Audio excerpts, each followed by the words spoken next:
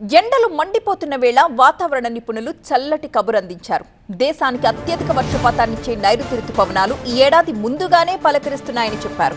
L నీనో ప్రభావం ఉన్నప్పటికీ రుతుపవనాలు తొందరగానే దేశంలోకి ప్రవేశించే అవకాశం ఉందని భారత వాతావరణ శాఖ ప్రకటించడం కాస్త ఊరటనిచ్చే అంశం. ఈ నెల 13వ తేదీ నాటికి రుతుపవనాలు అండమాన్ నికోబార్ దీవుల్ని తాకే అవకాశం ఉంది. 25, 26 తేదీల్లో కేరళం తీరాన్ని పలకరిస్తాయి. ఆ వెంటనే తెలుగు రాష్ట్రాల్లోకి ప్రవేశించబోతున్నట్లు వాతావరణ శాఖ తెలిపింది. దీంతో ఈ నెల చివరి వారంలోనే దక్షిణ భారతంలో వర్షాలు దంచికొట్టే అవకాశం ఉంది.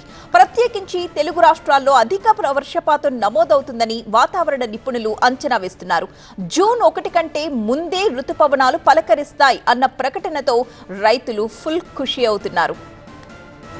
వాస్తవానికి ఎల్ నీనో ప్రభావంతో ఈసారి సాధారణం కంటే తక్కువ వర్షపాతం రికార్డయ్యే సూచనలున్నాయని జోరుగా ప్రచారం జరిగింది. అయితే ఈ ఎఫెక్ట్ కేవలం ఉత్తర భారతంపైనే ఉంటుంది అంటున్నారు. దక్షిణ భారతంలో మాత్రం వర్షాలు విస్తారంగా కురుస్తాయని వాతావరణ నిపుణులు ప్రకటించారు. రుతుపవనాలపై ఎల్ నీనోతో పాటు హిందూ మహాసముద్రంలో ఏర్పడే ఇండియన్ ఓషన్ డైపోల్ ఐఓడి కూడా ప్రభావం చూపుతుందని, ప్రస్తుతం న్యూట్రల్ గా ఉన్న ఐఓడి పాజిటివ్ గా మారితే మాత్రం అది ఎల్ నీనో తీవ్రతను తగ్గిస్తుందని అంటున్నారు.